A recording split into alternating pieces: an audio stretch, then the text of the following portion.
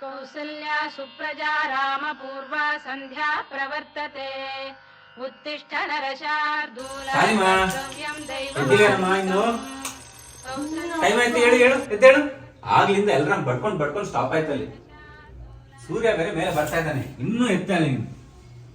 ಎದ್ದೇಳು. ಗೊತ್ತಾಯ್ತಿಲ್ಲಪ್ಪ. ಇವಳಲ್ಲಿ ನನ್ನ ಮಗಳು ಶಾಲಿಮಾ, ಬಾ ಎದ್ದೇಳು ಎದ್ದೇಳು. ಇಷ್ಟೊತ್ತವರೆಗೆ ಮಲ್ಕೊಳ್ಳೋದು? ಬಾ ಎದ್ದೇಳು, ರೆಸ್ಟ್ ಮಾಡು, ನಡಿ.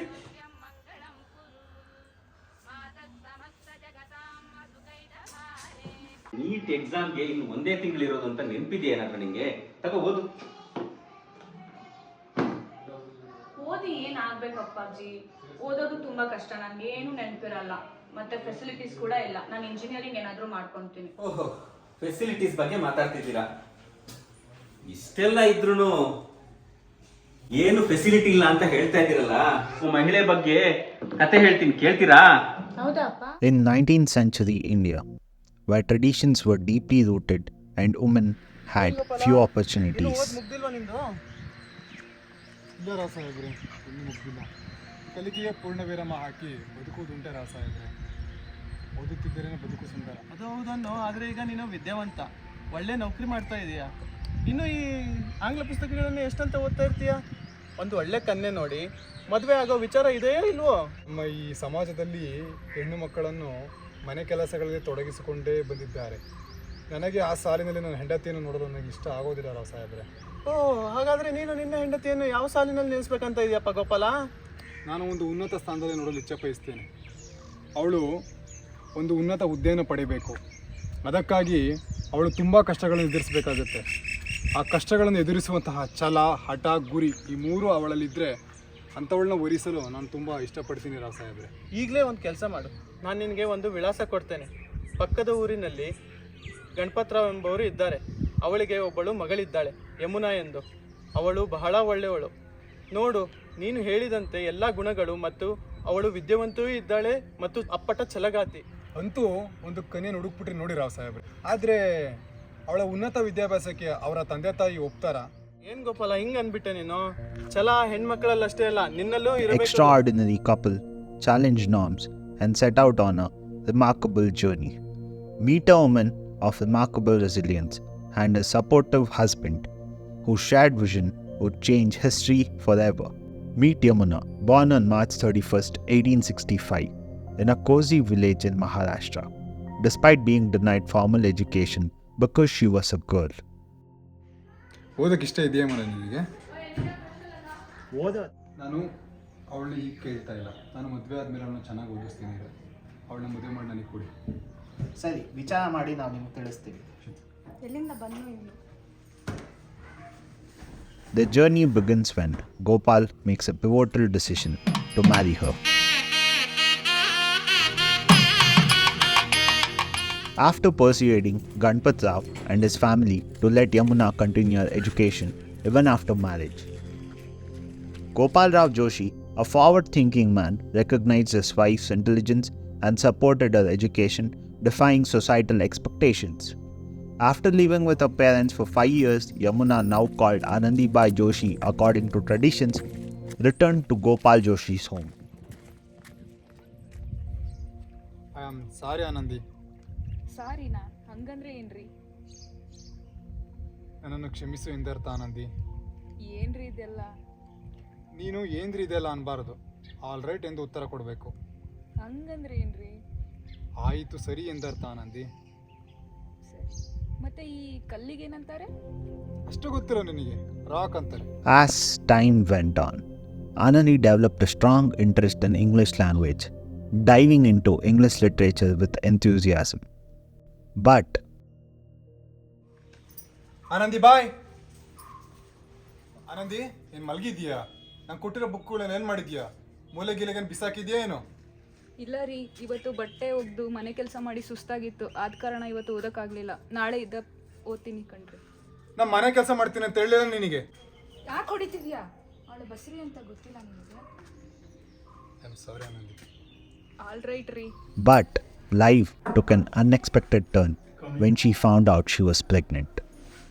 It was a moment that made her realize the limitations she faced. With only male British doctors available for medical care, she felt uncertain about seeking medical help during her pregnancy.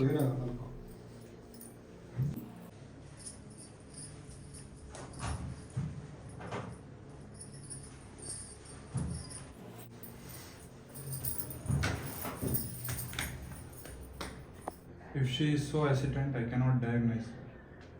Despite facing many challenges, including the absence of female doctors, Anandi went through the heartbreak of losing her baby. ಗೊತ್ತಿಲ್ಲ ಆನಂದಿ, ಆ ದಿನ ನೀನು ಡಾಕ್ಟರ್ಗೆ ಸರಿಯಾಗಿ ತೋರಿಸಿದಿದ್ರೆ ನಮ್ಮ ಮಗು ಬದುಕ್ತಿತ್ತು ಏನೋ. ಏನ್ ಹೇಳ್ತಾ ಇದ್ದೀರಾ ನೀವು? ಗೊತ್ತಿಲ್ಲ ಆನಂದಿ, ಮಿಂಚುವುದ ಕಾಲಕ್ಕೆ ಚಿಂತಿಸಿ ಫಲವಿಲ್ಲ. ಅದ್ರ ಬಗ್ಗೆ ಮಾತಾಡಿ ಪ್ರಯೋಜನ ಇಲ್ಲ, ಬಿಟ್ಟು ಬಿಡು ಆನಂದಿ. ಅದನ್ನ ಪ್ರಯೋಜನ ಇಲ್ವಾ? ಯಾಕೆ? ನೀವು ವಿದ್ಯಾವಂತರೇ ತಾನೆ, ನಿಮಗೆ ಏನಾಯ್ತು ಅಂತ ಆ ದಿನ ಗೊತ್ತಾಗ್ಲಿಲ್ಲ. ಸರಿಯಾದ ಸಮಯಕ್ಕೆ ನಮಗೆ ಡಾಕ್ಟರ್ ಸಿಗ್ಲಿಲ್ಲ, ಮತ್ತೆ ನಾನು ಡಾಕ್ಟ್ರೂ ಅಲ್ಲ. ಡಾಕ್ಟರ್ ಯಾಕೆ ಸಿಗ್ಲಿಲ್ಲ? ನಮ್ಮೂರಲ್ಲಿ ಇರೋದು ಒಬ್ಬರೇ ಡಾಕ್ಟ್ರು, ಅದು ಆಂಗ್ಲ ವೈದ್ಯರು, ಅದರಲ್ಲೂ ಅವರು ಪುರುಷರು. ಅದ್ರ ಬಗ್ಗೆ ಯೋಚನೆ ಮಾಡಿ ಪ್ರಯೋಜನ ಇಲ್ಲ, ಬಿಟ್ಬಿಡು. ಬಿಡೋದಾ? ಇದನ್ನ ಇಲ್ಲಿಗೆ ಬಿಟ್ರೆ ನಮ್ಮ ಹಳ್ಳಿಲಿರೋ ಪ್ರತಿ ಮನೆಯಲ್ಲೂ ಹೆಣ್ಮಕ್ಳನ್ನ ಮತ್ತೆ ಮಕ್ಕಳನ್ನ ಉಳಿಸ್ಕೊಳ್ಳೋದು ತುಂಬಾ ಕಷ್ಟ ಆಗುತ್ತೆ ಕಣ್ರಿ. ಇದನ್ನ ಇಲ್ಲಿಗೆ ಬಿಡೋ ಮಾತೇ ಇಲ್ಲ. ಡಾಕ್ಟರ್ ಅಂತ ಉನ್ನತ ಶಿಕ್ಷಣ ಪಡೆಯಲು ಆಂಗ್ಲರಿಗಷ್ಟೇ ಮೀಸಲು, ನಮ್ಮಂತ ಭಾರತೀಯರಿಗಲ್ಲ. ಅಂತಹ ವಿದ್ಯಾಲಯಗಳಲ್ಲಿ ನಮಗೆ ಪ್ರವೇಶ ಕೂಡ ದೊರೆಯುವುದಿಲ್ಲ. ನಾವು ಆ ವಿದ್ಯಾಲಯದ ಬಾಗಿಲುಗಳನ್ನಷ್ಟೇ ನೋಡಿಕೊಂಡು ಖುಷಿ ಪಡಬೇಕು. ಸರಿ, ಇದನ್ನೆಲ್ಲ ಮರೆತು ಬಿಟ್ಟು ಇನ್ನು ನಾಳೆಯಿಂದ ಓದಲು ಶುರು ಮಾಡೋಣ. ನಾಳೆಯಿಂದ ಅಲ್ಲ, ಇವತ್ತಿಂದಾನೇ ಓದ್ತೀನಿ. ನಾನು ಡಾಕ್ಟರ್ ಆಗೋವರೆಗೂ ಓದ್ತೀನಿ. ನಾನು ಡಾಕ್ಟರ್ ಆಗೋದಕ್ಕೆ ನೀವು ನನಗೆ ಸಪೋರ್ಟ್ ಮಾಡ್ತೀರಾ ತಾನೆ? ನನಗೆ ಬಂದಿರೋ ಪರಿಸ್ಥಿತಿ. Instead of giving up, she turned her sadness into fuel for her ambitions. With Gopal by her side, they worked tirelessly to find the best opportunities for Anandi's What are you education. saying? Do you understand what you're asking for? This is a school meant for Britishers and you are asking for admission for an Indian woman. Madam, Anandi will be a bright student and she is too intelligent and she has zeal to become a doctor. Please give her one chance to prove herself. No, Gopal, you don't seem to understand. There are certain preset rules and regulations here and I have my boundaries. I am helpless. Please, madam. After persuading the higher authorities, Gopal got Anandi enrolled in a British missionary school. But facing another hurdles, traditionalists objected to women attending such a school. Despite the resistance, Anandi kept pushing forward with her education. Calcutta ಯೂನಿವರ್ಸಿಟಿಯಲ್ಲಿ ಇಂದು ವಿದ್ಯಾಭ್ಯಾಸ ಮುಗೀತು. ನೀನು ಮುಂದಿನ ವಿದ್ಯಾಭ್ಯಾಸಕ್ಕಾಗಿ ಅಮೆರಿಕಕ್ಕೆ ಹೋಗಬೇಕು. ಒಬ್ಬಳೇ ಹೋಗಲು ತಯಾರಿದ್ದೆ ತಾನೆ? ಊರಿ, ನಾ ಒಬ್ಬಳೇ ಹೋಗ್ತೀನಿ, ಅಮೆರಿಕಾಗೆ ಹೋಗ್ತೀನಿ, ಹೋಗಿ ಡಾಕ್ಟರ್ ಆಗ್ತೀನಿ. ಸರಿ ಆನಂದಿ, ತುಂಬಾ ಖುಷಿ ಆಯ್ತು ನಿನ್ನ ಮಾತು ಕೇಳಿ. ಕಾರ್ಪೆಂಟರ್ ಮೇಡಮ್ ಇಂದ ಲೆಟರ್ ಬಂದಿದೆ ನೀನು ಅಮೆರಿಕಕ್ಕೆ ತೆರಳಲು. ತಗೋ.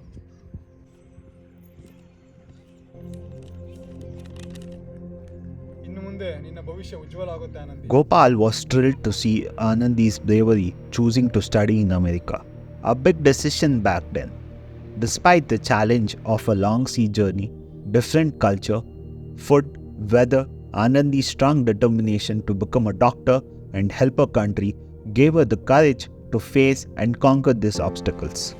With Mrs. Carpenter's help, even though there were many challenges, in the end, she fulfilled her dream of becoming a doctor. Today is a special day.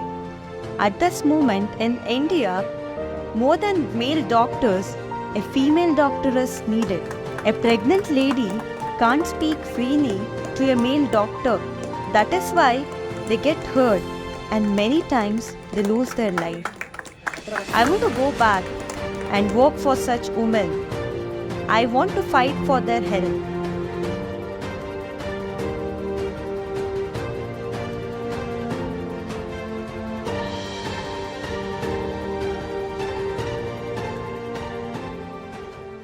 I am Dr. Anandi Gopal Joshi. I'll fight every illness, every element with every bone in my body. By the time I die, my country will be a healthier place.